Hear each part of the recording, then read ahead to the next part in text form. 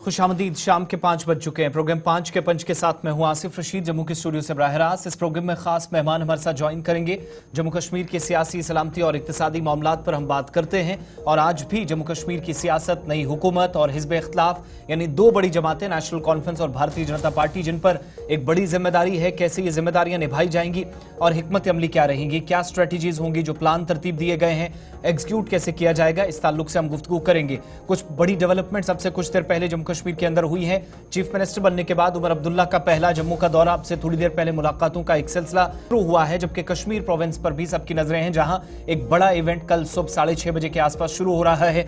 कुछ इंटरनेशनल जो मेजबान है अलग अलग जगहों पर नुमाइंदगी करते वो भी पहुंच रहे हैं। ये सारे मौजूआत एक एक करके हम इनकी तरफ चलेंगे, लेकिन प्रोग्राम में इससे पहले आज अपने मेहमानों की तरफ हम चले, मुख्तलिफ पार्टियों का व्यू या जो ओपिनियन है वो लेने की कोशिश करेंगे, क्योंकि कुछ सवालात आज उठे हैं जम्मू से भी, और जो सवालात यहां से पूछे जा रहे थे उनका जवाब देने की कोशिश हुई है। डिप्टी चीफ मिनिस्टर बनने के बाद सुरेंद्र कुमार चौधरी भी अपने इलाके पर पहुंचे, तो वहां पर भी निशाने पर भारतीय जनता पार्टी थी। लेकिन उससे पहले बड़ी खबर, अब से थोड़ी देर पहले लेफ्टिनेंट गवर्नर मनोज सिन्हा की तरफ से उमर अब्दुल्ला की क़यादत वाली जो रियासती दर्जे की या स्टेटहुड की बहाली के लिए रेजोल्यूशन पास किया गया था, उसको काबीना की तरफ से मंजूर की गई थी, उसको लेफ्टिनेंट गवर्नर की तरफ से मंजूरी दे दी गई है। और इस तरीके से ये बड़ी development Jammu Kashmir union territory के अंदर, वो वादा जो मरकजी सरकार, वज़ीर दाखिला, वज़ीर आज़म और दीगर मरकजी वज़रा बार बार करते रहे कि प्रायोरिटीज पे स्टेटहुड है, और यहां तक कि ऐवान से भी, लोकसभा और राज्यसभा दोनों हाउसेज से कई मरतबा इस बात को दोहराया गया कि वादा जम्मू कश्मीर के अवाम के साथ है। वही इकदाम यहां की यूनियन टेरिटरी की गवर्नमेंट ने दूसरे दिन ही जब कैबिनेट की मीटिंग हुई तो उमर अब्दुल्ला की मौजूदगी में उठाया गया। उनकी क़यादत में काबीना का इजलास हुआ और रियासती हैसियत की बहाली की करारदाद की मंजूरी दे दी गई है। सरकारी बयान के मुताबिक उमर अब्दुल्ला की सरबराही में होने वाली काबीना के इजलास में रियासती दर्जे की इस असल शक्ल में बहाल करने के लिए मुत्तफ़िक़ा तौर पर करारदाद पास की गई है। और अब तफसीलात ये आ रही हैं कि लेफ्टिनेंट गवर्नर की तरफ से भी इस पर मोहर लगाई गई, मंजूरी दे दी गई, क्लियरेंस हो चुका है, और इसके बाद दारुल-हुकूमत दिल्ली ये चली गई है। आईनी तरीके से जम्मू कश्मीर के अवाम को या यहाँ के शहरियों के तहफ़्फ़ुज़ को यकीनी बनाया जाए, हुकूक बहाल हों, और रियासती दर्जा जिसका मरकजी सरकार ने कई मरतबा वादा किया, उस ताल्लुक से पहली कोशिश उमर अब्दुल्ला की और मरकजी सरकार की, जिस पर दोनों तरफ से पॉजिटिव रिस्पॉन्स हमने देखा, शायद रंग लाती हुई नजर आ रही है। और हो सकता है कि जब हम लोकसभा के पहले सेशन की तरफ इस साल विंटर सेशन में जाएं तो दोनों ऐवानों के अंदर इस बार जम्मू कश्मीर को लेकर काफी बात हो, और आइंदा दिनों में आप देखेंगे यूनियन टेरिटरी के अंदर 90 के 90 असेंबली कॉन्स्टिट्यूंसी से चुनकर आने वाले नुमाइंदों ने भी जिम्मेदारियां संभाली। ये तो एक बात थी, लेकिन अब जरा असल मौजू की तरफ चलेंगे और इस पर खास मेहमान भी हमारे साथ इस प्रोग्राम में ज्वाइन करेंगे। और शुरुआत उमर अब्दुल्ला के जम्मू दौरे की इस खबर के साथ। अब से कुछ देर पहले आप ये कह सकते हैं कि दौरा जारी भी है और खत्म भी होने वाला है, लेकिन दौरे के दौरान पहले दिन ही एक तो जम्मू कश्मीर और मरकज भी निशाने पर रहा, सियासत, नफरत की, तकसीम की, इस तरह के बयानात आज फिर से दोहराए गए। और इतना ही नहीं, उमर अब्दुल्ला के मुताबिक ये जो सवाल बार बार पूछा जा रहा है, जब हुकूमत अभी बनी नहीं थी तो फासले हैं, डिफरेंसेस पैदा किए गए, उनके मुताबिक चंद लोगों की जानिब से इस तरह की बातें आई, मगर हुकूमत की जो प्रायोरिटीज हैं, जो तरजीहात हैं या प्राथमिकता है, उसमें दोनों प्रोविंसेस को बराबर की हुकूक दिए जाएं, इसमें उनकी कोशिश है। जिक्र यह भी हुआ कि एक हिंदू डिप्टी चीफ मिनिस्टर देने का भी असल मकसद ये कि खित्ते के अंदर नुमाइंदगी कम ना हो, ऐसा एहसास जम्मू सूबे की आवाम को ना दिलाया जाए। और इतना ही नहीं, बीजेपी पर एक बड़ा इल्जाम आज जाते जाते लगा गए कि सरकारी मशीनरी का इस्तेमाल हुआ, तमाम तरह की कोशिशें हुई, कभी रिजर्वेशन की बात हुई, कभी गुज्जर, पहाड़ी और कश्मीरी को मुनक़सिम करने की बात हुई, लेकिन अवाम ने भरपूर और मौसर तरीके से उमर अब्दुल्ला के मुताबिक जवाब दिया।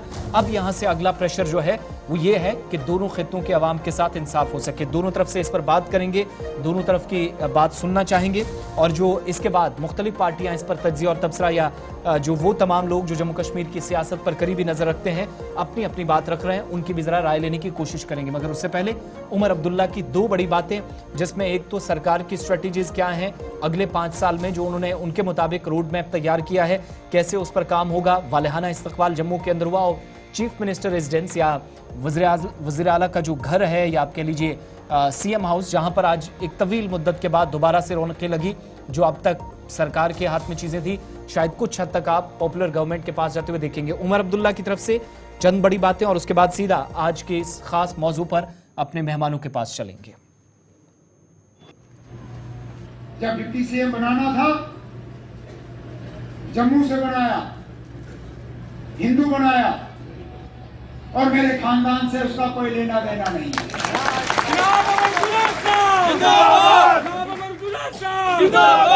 अब क्या कहोगे?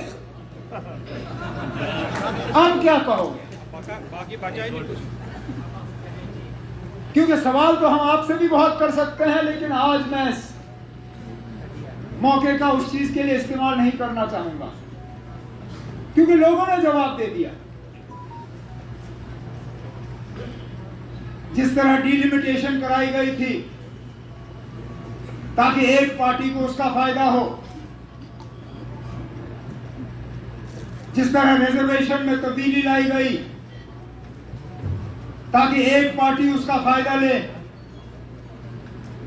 जिस तरह हुकूमत ने अपने मशीनरी का इस्तेमाल किया ताकि एक पार्टी को फायदा हो, उसका नतीजा आपके सामने है।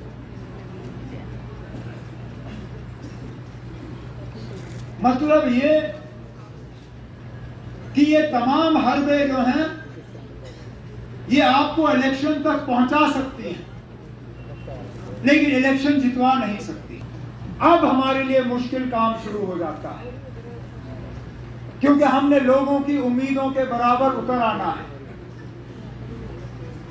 हमने लोगों के मुश्किलात हल करने, हमने यहाँ की परेशानियों को दूर करना है, हमने लोगों की शिकायतों को कम करना है, हमें हुकूमत और लोगों के दरमियान जो फासला है उसको कम करना है।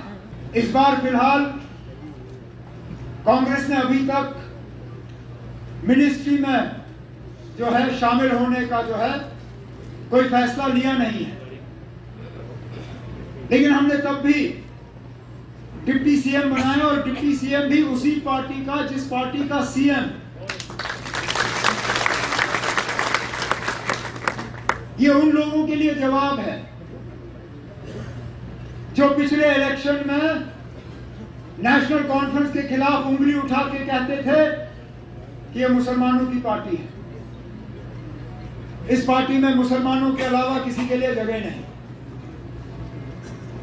कहते थे ये कश्मीरियों की जमात है, यहां जम्मू का कोई नहीं होगा।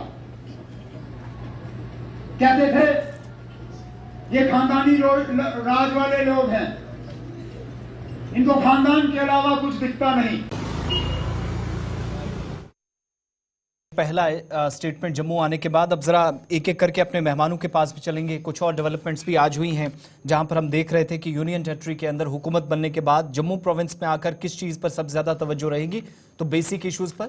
लेकिन एक मामला जिस पर नेशनल कॉन्फ्रेंस से सवालात भी पूछे जा रहे थे कि क्या 370 पर अब बात नहीं हो सकती, जो कल तक हम देख रहे थे 8 अक्टूबर से पहले बहुत ज़्यादा हो रही थी। उस पर भी उमर अब्दुल्ला की तरफ से एक ट्वीट आया था, उसमें थोड़ी उस पर भी वजाहत नेशनल कॉन्फ्रेंस के जब तर्जुमान हमें ज्वाइन करेंगे तो उनके पास चलेंगे। स्टूडियो में मेरे साथ डॉक्टर ताहिर चौधरी साहब हैं, भारतीय जनता पार्टी जम्मू कश्मीर के तर्जुमान हैं। आपका बहुत बहुत शुक्रिया ताहिर साहब ज्वाइन करने के लिए। एडवोकेट शौकत चौधरी साहब भी हमारे साथ पीपल्स डेमोक्रेटिक पार्टी से ज्वाइन किए, बहुत शुक्रिया, वेलकम आपको भी कहेंगे। ताहिर साहब, जरा उमर अब्दुल्ला साहब की मैंने बात आपको सुनाई, शुरुआत यहीं से कर लेते हैं।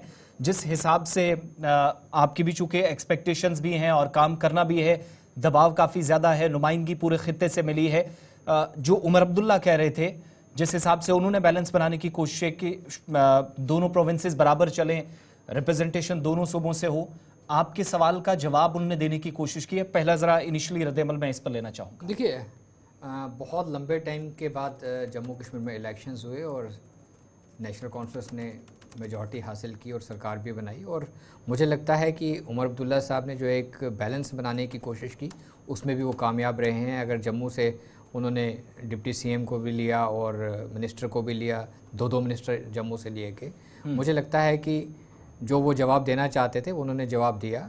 जम्मू कश्मीर में एक बैलेंस रखने के लिए जम्मू खित्ते का भी ध्यान रखा जाए, कश्मीर का भी रखा जाए, क्योंकि जम्मू कश्मीर के अवाम को बहुत सारी उम्मीदें हैं। बहुत लंबे टाइम के बाद अवाम की चुनी हुई सरकार बनी है और 10 सालों में एक आम इंसान ने बहुत कुछ खोया है, और मुझे लगता है कि वो चीज़ें अब आहिस्ता आहिस्ता ठीक होंगी और उमर साहब ने पहले भी जम्मू कश्मीर को देखा है, जम्मू कश्मीर में सीएम रहे हैं। एक मुझे लगता है एक पॉजिटिव अप्रोच के साथ सामने आएंगे और एक अच्छे ढंग से काम करेंगे और लोगों के छोटे छोटे जो मिसाइल होते हैं उनके भी ध्यान दिया जाएगा, उन चीज़ों को भी दिया जाएगा। एक जो मिला जुला एक अगर बात की जाए तो एक अच्छा रिजल्ट आने वाला है। कुल मिलाकर हम देखें, थोड़ा सा आप अभी शुरुआती दौर में ये खामोश रहना या थोड़ा लहजे में नरमी कि सरकार के साथ मुकम्मल तौर पर ताउन के साथ काम किया जा सकता है, करने की पॉसिबिलिटी भी है जिस हिसाब से उमर साहब, तो इसका मतलब यह हुआ कि भारतीय जनता पार्टी, या हम देख रहे थे इलेक्शन से पहले, अभी रिजल्ट्स वैसे आए नहीं थे तो सवाल पूछा जाने लगा था कि जस्टिस इनजस्टिस कैसी चीजें होंगी। जिस हिसाब से आप जवाब दे रहे हैं ऐसा महसूस होता है कि शायद उमर अब्दुल्ला की पॉलिसी अब तक कम से कम पहले हफ्ते में कामयाब हो गई है। देखिए, पॉलिसी उनकी अच्छी है, अप्रोच उनकी बड़ी पॉजिटिव है जम्मू कश्मीर को लेके, और मुझे लगता है कि इस चीज़ का फ़ैसला अवाम ने किया है, इसीलिए वो बहुत बड़े बहुमत के साथ जीत के आए हैं। और जब अवाम का फ़ैसला होता है उसके सबको मानना चाहिए, हार जीत होती है। और जहाँ तक भारतीय जनता पार्टी की अगर बात की जाए तो यहाँ पे हमें अवाम ने पूरा बहुमत दिया, हम यहाँ पे जीते।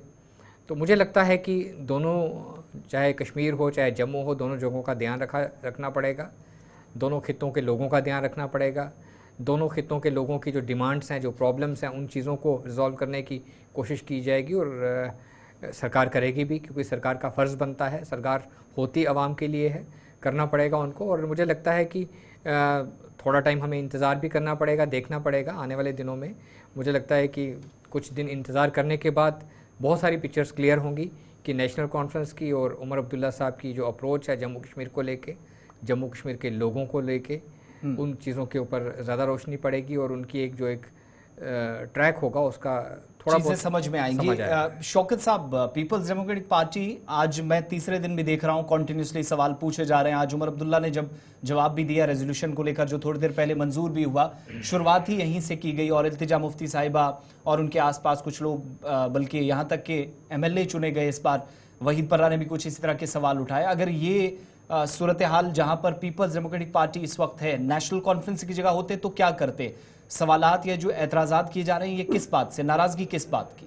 क्या हुकूमत के साथ, चूंकि आपका दोस्ताना ताल्लुकात भी हैं, अलायंस का भी हिस्सा हैं, तो पार्टनर की हैसियत से भी काम बेहतर नहीं हो सकता था, बजाय इसके कि अभी असेंबली में गए ही नहीं, पहले ही शुरुआत में ही सियासी मामलात पर इस तरीके से गुफ्तगू कर रहे हैं कि शायद दूरियां पैदा हो जाए?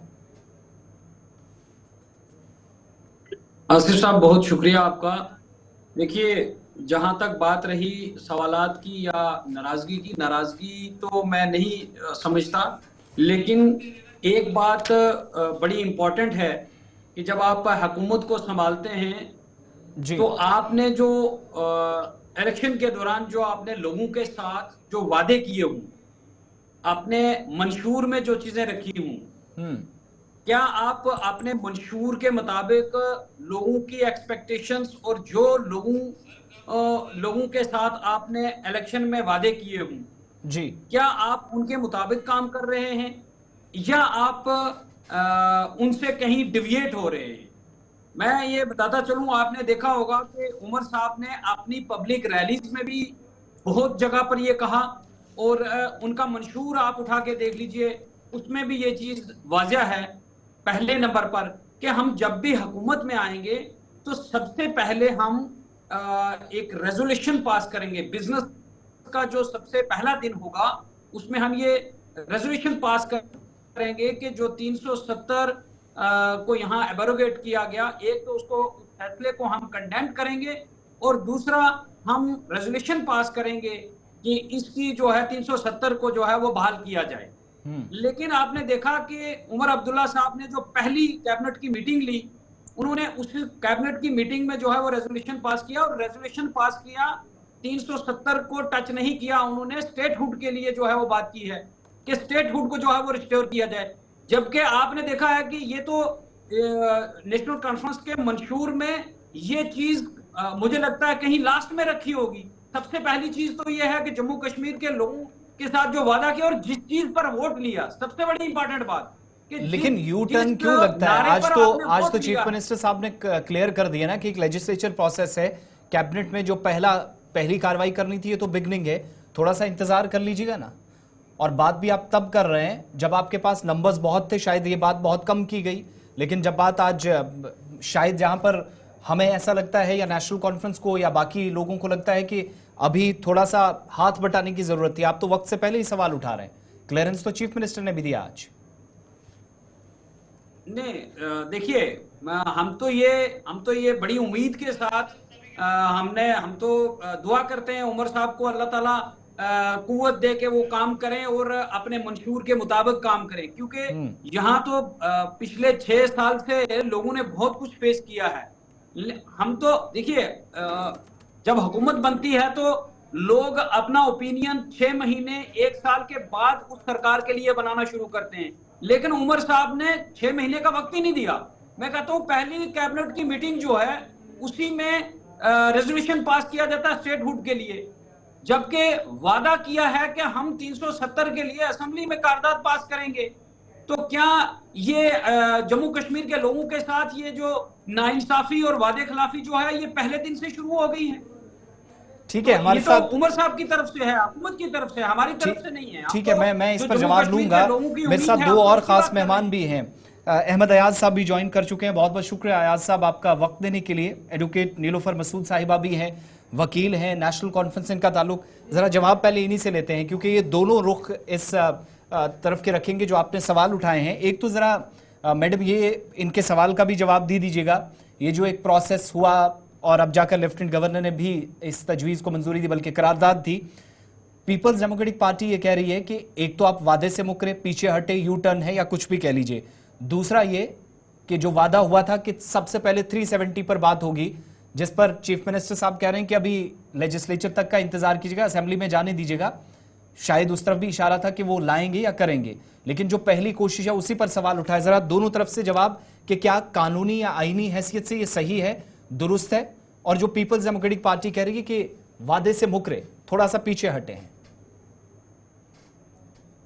आसिफ साहब, मुझे लगता है कि जो जम्मू कश्मीर के लोग हैं उन्होंने, चाहे वो पीडीपी है चाहे बीजेपी है, इनको अपना जो जमीन है ये दिखा दिया है कि इरेलेवेंट है।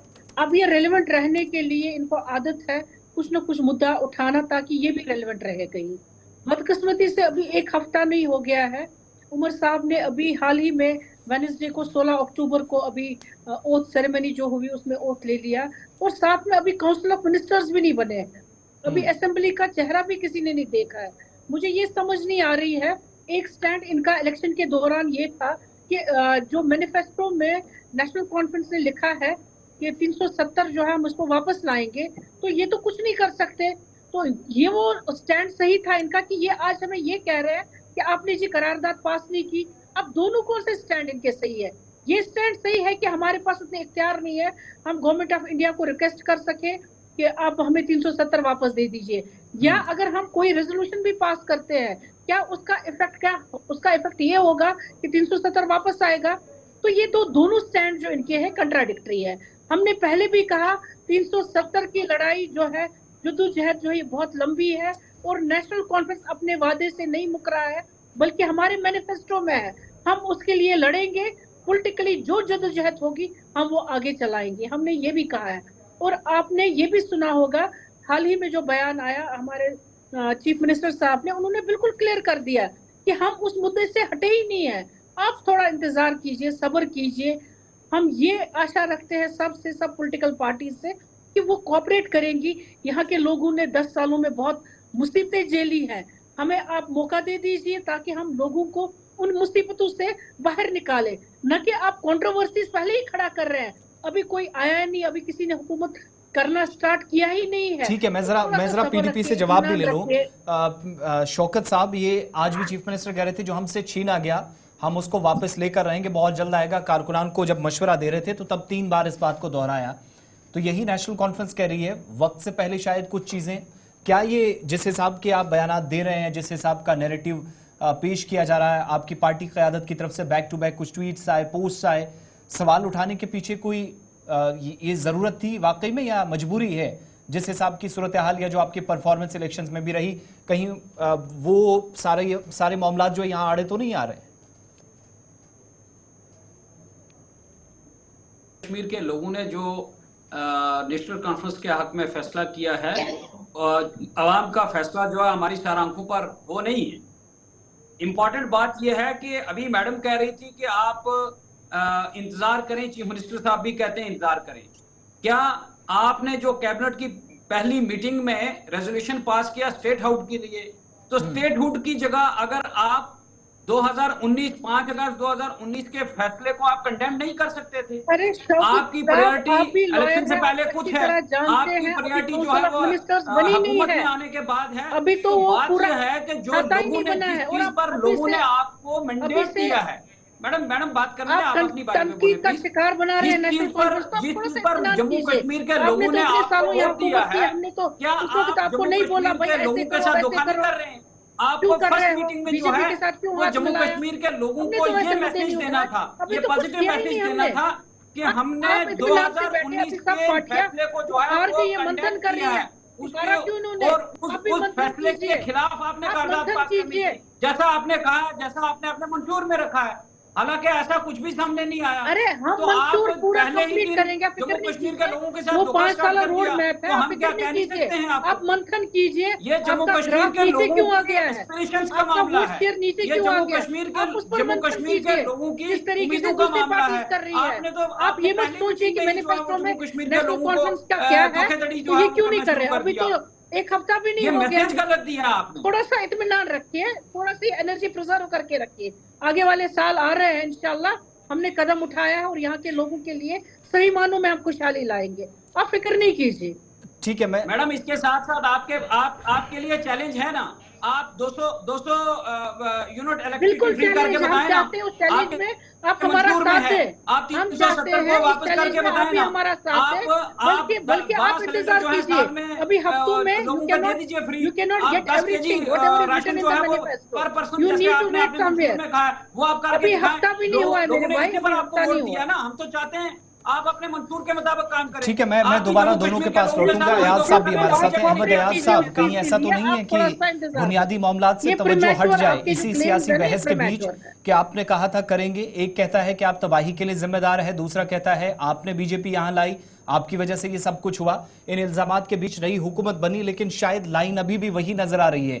उमर अब्दुल्ला साहब जम्मू में ना कहते हुए बहुत कुछ कह गए, जबकि जो पीपल्स डेमोक्रेटिक पार्टी पूछ रही है, कुछ सवालात उठ रहे हैं जिसको कहा जा रहा है कि वक्त से पहले इस बात की जरूरत नहीं, शायद यहाँ ताउन की, यहाँ हम आहंगी की, कोलैबोरेशन की ज्यादा जरूरत थी।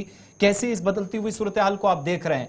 बुनियादी मामलात जिस पर वोट दिया गया, दोनों खित्तों के अंदर वोट तकसीम भी, लेकिन दो बड़ी पार्टियां, जिस हिसाब की जिम्मेदारी दी गई, क्या वाकई में वो अयाज साहब निभाई जाना इतनी आसान है जितना शुरुआती दौर में पहले एक हफ्ते में हम समझ रहे हैं, या जिस हिसाब से मुशाहिदा किया जा रहा है?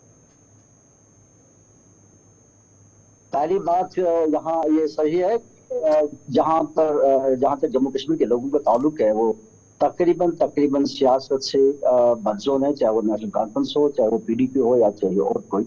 अब ये हालात ऐसे बने कि जहाँ बीजेपी के खिलाफ कश्मीर में वोट पड़े नेशनल कॉन्फ्रेंस,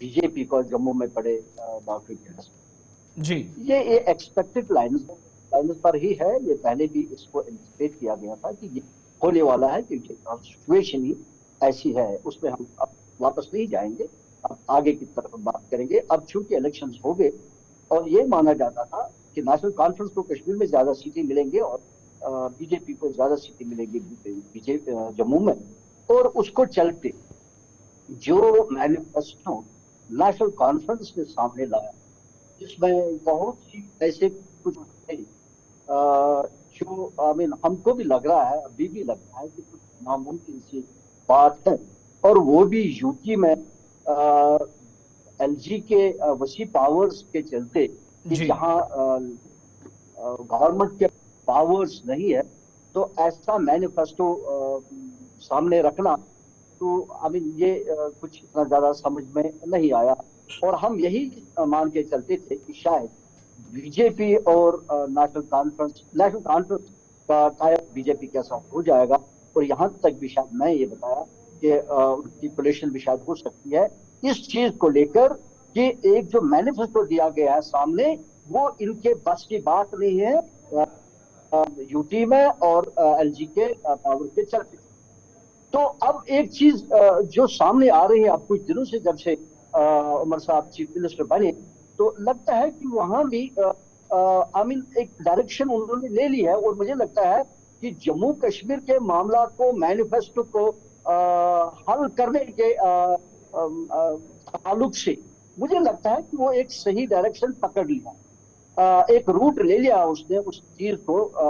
कैसे, अब ये क्लियर है कि कुछ चीजें हैं उसमें जो नामुमकिन सी बात है, कोई कहे या कोशिश कोई और बहरहाल कहे, हुई है। तो क्या मैं तो ये कह आपकी सकता बात हूं, में नहीं इस तो तरीके से इसका है। निचोड़ निकालूं कि कल को जाकर जो आज कोशिश हुई, जिस करारदाद को मंजूरी लेफ्टिनेंट गवर्नर ने भी दी, मरकज पहले ही वादा कर चुका है, अगर रियासती दर्जा फौरी से बहाल हो जाता है तो वो जो कहा जा रहा है कि एक डिसएम्पावर स्टेट कर दी गई, वो जो इख्तियारात वाली बात है, वो वाकई में उस हिसाब से काम फिर चल पाएगा जो 10 साल पहले काम एक स्टेट के अंदर चल रहा था, अगर कल को स्टेटहुड मिल जाता है जिसके लिए कोशिश हुई है? मुझे नहीं लगता है। हालांकि जो इकदाम जो नेशनल कॉन्फ्रेंस या उमर साहब उठा रहे हैं कि वो एक पैचअप, मुझे लगता है कि कुछ पैचअप हुआ है, बात हुई है, अंडरस्टैंडिंग हो चुकी है या हो रही है, कुछ पॉजिटिव दिखने को मिल रहा है बीजेपी के साथ। जैसे मैं सुन रहा था डॉक्टर चौधरी साहब से भी लग रहा है कुछ पॉजिटिव काम हो रहा है आपस में। जब तक इन दोनों का आपस में तालमेल नहीं होगा, सबसे छोटी सी छोटी बात भी एजेंडा सी जो मैनिफेस्टो है उसमें हल मुमकिन है। जब इनका तालमेल नहीं होगा, जब तक इसमें भी मुश्किल उस हिसाब से होगी। ताहिर साहब, ये तालमेल वाली जो बात हो रही है ना बीजेपी पर, हमने यहाँ जब और उमर साहब कह रहे हैं, एक तरफ से भी कहा जा रहा है हम काम करेंगे, दूसरी साइड भी, लेकिन अब एक चीज ये भी है कि बहुत सारी स्टेट्स में आपकी गवर्नमेंट नहीं बनती या ऐसे नंबर्स होते हैं कि चांसेस कम होते हैं, वहां पर जिस हिसाब के इल्जामात लगते हैं, और यहां पर भी आज उस चीज को दोहराया जा रहा है कि आप काम चलने नहीं देते। नेशनल कॉन्फ्रेंस अगर कोशिश करती भी है तब भी उनको शक व शुबात है कि माहौल को बिगाड़ने की कोशिश with in the house, outside the house जरूर होगी। कितनी ही बात आप कर लें कि डिप्टी चीफ मिनिस्टर यहां से मिला, 29 सीटें मिल गई सब, लेकिन इस पावर का कहीं गलत इस्तेमाल तो नहीं होगा जो बाकी स्टेट्स में बहुत जगह इल्जामात आप पे लगते रहे, और बीजेपी पर ही ये इल्जामात क्यों लगते हैं? देखिए आसिफ साहब, मैं आपको एक चीज़ क्लियर कर दूं, भारतीय जनता पार्टी जो सोचती है, जो कहती है, वो करती है। ठीक है, इलेक्शन जब तक नहीं हुए थे एक दूसरे पे उंगली भी उठाई जाती थी। आप ही के चैनल पे मुझे लगता है रोज़ हम झगड़ा भी करते थे, इलेक्शन के टाइम पे भी करते थे, छोटी छोटी इश्यूज़ को लेके हम एक दूसरे के ऊपर वार करते थे और पूरा दिन वार चलते थे। इलेक्शन हो गया, लोगों ने अपना मैंडेट दे दिया, नेशनल कॉन्फ्रेंस को वहाँ से जीत होगी, हमने उनको मुबारक भी दी, उनकी सरकार भी बन गई, उमर साहब सीएम बन के। यहाँ से हमें जम्मू से अवाम ने भर भर के वोट डाला और जम्मू कश्मीर के अवाम का भी हम शुक्रगुजार करते हैं, जम्मू के अवाम का, कि हमने यहाँ से 29 सीट्स निकाली। अब अगर सरकार बन गई है तो भारतीय जनता पार्टी वो पॉलिटिकल पार्टी नहीं है कि हम सरकार की हर चीज़ में रोड़ा अटकाएंगे। अगर उमर साहब, उनके मंत्रालय, उनकी पूरी टीम अच्छे ढंग से जम्मू कश्मीर में काम करती है और अच्छे फैसले लेते हैं, तो मुझे लगता है कि भारतीय जनता पार्टी एक ऐसी पॉलिटिकल पार्टी है, हम उनकी पीठ भी थपथपाएंगे, हम उनको शाबाश भी रह के भी, क्योंकि हम जम्मू कश्मीर की तरक्की चाहते हैं, जम्मू कश्मीर की डेवलपमेंट चाहते हैं, जम्मू कश्मीर को बढ़ता देखना चाहते हैं। जो हमने एक सपना देखा हुआ है नए जम्मू कश्मीर का, हम उसको कामयाब होना देखना चाहते हैं। क्योंकि जम्मू कश्मीर को भी अगर हिंदुस्तान से कंपेयर किया जाए, बाकी मेट्रो सिटीज़ के साथ, दिल्ली से किया जाए, महाराष्ट्र से किया जाए, बेंगलोर से किया जाए, हैदराबाद से किया जाए, हम अभी बहुत पीछे हैं, हमें आगे जाना है। अगर हम छोटे छोटे इश्यूज़ पे एक दूसरे की टांग खींचते रहेंगे और लड़ते रहेंगे तो मुझे लगता है कि हम आगे नहीं बढ़ पाएंगे। कि बहुत सारी स्टेट्स के अंदर गवर्नमेंट बनी, नहीं, यही सवाल उठा, और बीजेपी से क्यों? क्योंकि शायद शरारतें हुई। शरारतें नहीं होती, ये उंगलियां उठाई जाती हैं। अभी पीडीपी के स्पोक्सपर्सन जो बातें कर रहे थे, अभी 7 दिन भी नहीं हुए सरकार बने हुए, यार उनको काम तो करने दो, 1 महीना, 2 महीना, 3 महीने देखेंगे। वरना भारतीय जनता पार्टी से अच्छी अपोजिशन कौन जानता है करना? हमारे से ज़्यादा अगर हमारे 5 एमएलए भी होंगे पूरे जम्मू कश्मीर में अपोजिशन करके बताते हैं, और हमने बताई है, हिस्ट्री है। आज तो हम 29 नंबर के ऊपर बैठे हुए हैं, लेकिन main focus Bharatiya Janata party का जम्मू कश्मीर में ये रहेगा कि अच्छी सरकार चले, लोगों के मसाइल हल हों, लोग तरक्की करें, गरीब के घर में खाना चाहिए, और जो जो वादे नेशनल कॉन्फ्रेंस ने अपने मैनिफेस्टो में किए हैं वो उसको पूरा करें। क्योंकि जब आप कमिटमेंट करते हो तो आपको वो पूरा भी करना है। और मुझे लगता है कि अभी हमें वेट करना पड़ेगा, इंतज़ार करना पड़ेगा। बहुत लंबे टाइम के बाद सरकार बनी है, और मुझे लगता है कि उमर साहब इस चीज़ को समझते हैं कि उन्हें सरकार कैसे चलानी है, जम्मू कश्मीर को कैसे हैंडल करना है। हाँ, जहाँ पे कोई ब्लंडर होगा तो भारतीय जनता पार्टी, आपको पहले पता चल जाएगा आपके मीडिया हाउस को कि भारतीय जनता पार्टी मैदान में आ रही है जंग लड़ने के एडवोकेट लिए। नीलोफर साहिबा, जो सवाल असल में पूछा जा रहा है ना, मैक्सिमम पार्टीज ने टच किया कि 370 वाली लाइन 8 अक्टूबर तक तो हम बहुत सुन रहे थे कि हमारी इज्जत, हमारी शनाख्त खत्म हुई 370 वाले मुद्दे को, क्योंकि वोट लेने थे, इस मुद्दे को टच किया जा रहा था, लेकिन खुलकर इस पर वजाहत ना करना। आज भी जब उमर अब्दुल्ला साहब ने जो ट्वीट भी मैं सुबह का देख रहा हूं, जब उन्होंने रिस्पॉन्ड किया तो उसमें कहा गया कि शुरुआत है और कहां से क्या प्रोसेस होता है ये दिखाने की कोशिश की गई। वाकई में ये जो शक व शुबहात पैदा हो रहे हैं, ये लबकुशाई जो है, इस पर ये शक व शुबहात पैदा कर, लबकुशाई इस पर ना करना या किसी हद तक खामोशी या पार्टी क़यादत भी। और कल जब फारूक साहब का हम स्टेटमेंट सुन रहे थे तो बड़ा टेक्निकली उन्होंने भी कहा कि 370 से इंपॉर्टेंट हमारे लिए अवाम के बेसिक इश्यूज हैं। तो कहीं ऐसा तो नहीं कि बाकी चीजों पे जरूर फोकस होगा, लेकिन थोड़ी सी तवज्जो 370 से हटी जिस पर सवाल उठे। देखिए आसिफ साहब, उमर साहब ने भी कहा और मैं भी कह रही हूँ कि कोई मुद्दा जो हमारा 370 का जो इम्पोर्टेंट एक इशू है उस पर से किसी की नजर नहीं हटी है।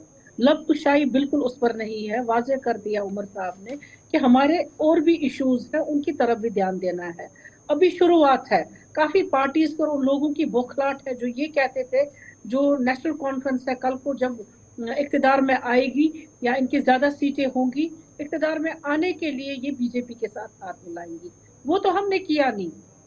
हमने एक चीफ मिनिस्टर जम्मू का दे दिया, एक मिनिस्टर वहां दे दिया, जावेद राणा साहब पीर पंचाल के, उनको एसटी पर ले लिया ताकि वो कैटर हो जाए, एरिया भी नेग्लेक्ट नहीं होना चाहिए। अब ये इन लोगों की बौखलाहट है कि ये नहीं चाहते हैं कि जम्मू कश्मीर नेशनल कॉन्फ्रेंस को एक मौका मिले ताकि ये यहाँ के लोगों के जितने भी मसले और मसाइल हैं, जो मुसीबतें हैं जिनसे जूझ रहे हैं, या जो हमारा मैनिफेस्टो हमें टाइम मिले। रही स्टेटहुड की बात, आप खुद जानते हैं कि हमने रेजोल्यूशन पास किया है। सुप्रीम कोर्ट ने भी मैटर सुनने की जो है, उन्होंने कहा है वो मैटर सुन लेंगे और हमें उम्मीद है कुछ न कुछ जो हमारे हक में कोई फैसला आएगा। और जब स्टेटहुड भी होगी, पीडीपी के भी जो 3 रुकन है ये बैठेंगे हमारे साथ, या जितनी भी इन्होंने सीटें ली हैं, या कांग्रेस है, बीजेपी है, इकट्ठे मिल बैठकर जब रेजोल्यूशन होगा उसका एक वेट भी होगा। इसका आप थोड़ा सा इंतजार कीजिए। ठीक है, शौकत साहब रिस्पॉन्ड करना चाह रहे हैं, वक्त मेरे पास जरा कम है, जल्दी से। देखिए सर, मैं ये कह रहा हूं कि थोड़ी सी सोचने वाली बात है कि जब इक्तदार में नहीं हम होते तो तब हम जो बात करते हैं वो इक्तदार में आने पर भूल क्यों जाते हैं। मेरा सवाल ये है। फारूक अब्दुल्ला साहब ये कहते हैं कि जनाब 370 से ज्यादा इंपॉर्टेंट और हमारे इश्यूज हैं। आप मुझे ये बोलिए कि क्या आपके लिए 370 सिर्फ पावर में ना आने से पहले इंपॉर्टेंट था? स्टेट में जिसको या ड्यूटी बना दिया गया, 370 नहीं है क्या? थोड़ा सा इत्मीनान रखिए। आज आपके लिए 370 इम्पोर्टेंट नहीं है। अभी तो हफ्ता भी नहीं हुआ। 370 के जाने के बाद, मैडम सुन लीजिए, आप मैं नहीं बीच में बोलता हूँ ना। अरे मैं क्या आप बात सुनने का हौसला रखिए प्लीज। मैं ये कह रहा हूँ कि 370 के जाने के बाद आपकी जॉब जो है आपके हाथ में नहीं है, आपकी लैंड्स आपके हाथ में नहीं है। जम्मू कश्मीर में सब कुछ जो है वो 370 के साथ जो सब कुछ चला गया। और आपने ये कहा कि हम पावर में आएंगे पहले 370 को वापस लाने की कोशिश करेंगे, जिसकी वजह से हमारा सब कुछ छिन गया। आज आप कहते हैं जनाब इस पे आप सब्र रखें, हम तो सब्र ही रखेंगे, लेकिन जम्मू कश्मीर के लोगों के साथ ठीक नहीं हो रहा है। ताकि यहाँ के लोगों के सरकार जो है वो ठीक नोट पर नहीं चल रही है। कीजिए। एक जो सिविलाइज्ड नोट पर नहीं हुआ है। में हम सब रहते हैं, सिविलाइज्ड पार्टी है आप, तो आपके लिए बेहतर यही होगा आप हाथ मिलाइए हमारे साथ, चलिए हमारे साथ, और साथ में जो लोगों के मुद्दे हैं, मसले मसाइल हैं, उनका ठीक है। एक फाइनल कमेंट में अहमद अयाज साहब से भी वो कुछ कहना भी चाह रहे थे, और सवाल भी मेरा ये फाइनली कि कहीं ऐसा तो नहीं कि जो मैंने पहले भी कहा था कि बेसिक इश्यूज छूट गए, ऐसा पॉलिटिकल पार्टियां एक दूसरे पर, किसी को माजी याद दिलाया जाएगा, किसी को मुस्तकबिल में आपको क्या करना है, और ये इल्जामात पहले दिन से ही, आप भी बीजेपी के हो, मैं भी हूं, ये सारा सिलसिला। लेकिन जिस मकसद पर, जिन अगरास मकासद के साथ सरकार को संजीदगी के साथ काम करना है, कहीं ऐसा तो नहीं कि ये 5 साल भी वैसे ही गुजर जाएं जो हमने माजी में देखा कई मरतबा? नहीं, ऐसा कुछ नहीं है। ये जो मैनिफेस्टो है नेशनल कॉन्फ्रेंस का, लेस बाय 370 वो सारा अचीव है। इवन स्टेट को रेस्टोर करने की बात पार्लियामेंट में भी आई है, सुप्रीम कोर्ट ने भी उसमें कमिट करा है, लेकिन अब यही है कि उसको रेस्टोर करने के लिए शायद कुछ कंडीशंस आपस में होंगे, कुछ इश्यूज होंगे जो कंटेंशंस होंगे, जिसमें कुछ इख्तलाफ हो सकता है, उनको सेटल करके अंडरस्टैंडिंग करके वो भी किया जा सकता है। उसी तरीके से बाकी इश्यूज पर भी ऐसा कोई इशू नहीं है जो सेटल नहीं होगा। Let's make this committee with the BJP. The only thing is कि उसमें अप्रोच क्या होगा स्टेट गवर्नमेंट का और अंडरस्टैंडिंग क्या बनती है बीजेपी के साथ। बाकी उसमें कोई दिक्कत आएगी नहीं, कोई ऐसा इशू नहीं है उस मैनिफेस्टो में जो ना होने के काबिल है। हर एक चीज उसमें सेटल हो सकता है। अगर हम 25A के तहत जो हुकूक की बात करेंगे, वो ऐसे हुकूक है जो रियासत से बाहर भी अभी भी है, कुछ रियासतों में उसके कुछ हुकूक, तो लिहाजा उसमें वही एक कंटेंशन ज्यादा से ज्यादा हो सकता है। तो बाकी 370 की बात है वो शायद अभी क्या मुझे नहीं लगता कि आने वाली कोई पार्लियामेंट भी उसको करेगी, जब तक अगर कहीं ना कहीं बिल्कुल अभी उसके लिए इंतजार करना होगा। अहमद अयाज साहब, एडवोकेट शौकत चौधरी साहब, डॉक्टर ताहिर चौधरी साहब और नीलोफर मसूद साहिबा, आपका भी बहुत बहुत शुक्रिया। आप चारों मेहमानों का बहुत शुक्रिया, ज़ाती मसरूफियात के बावजूद भी आपने वक्त दिया। कुल मिलाकर अभी आप देखेंगे एक और डेवलपमेंट ये होनी है कि आइंदा 2-4 दिनों में उमर अब्दुल्ला दिल्ली जा रहे हैं, प्राइम मिनिस्टर से मुलाकात होगी चीफ मिनिस्टर बनने के बाद पहली भी, और वहां पर वो कागजात जो कहा गया कि लेफ्टिनेंट गवर्नर के दफ्तर से थमाए गए वो अपने हाथों से भी पेश करेंगे, और उसके बाद क्या वहां से रिस्पॉन्स होगा ये बताएगा कि आइंदा 7 महीने की सियासत जम्मू कश्मीर में किस तरफ जा रही है। वक्त छोटे ब्रेक का है, ब्रेक के उस पार खबरों का सिलसिला जारी रहेगा। 5 के पंच में मेरे साथ बस इतना ही।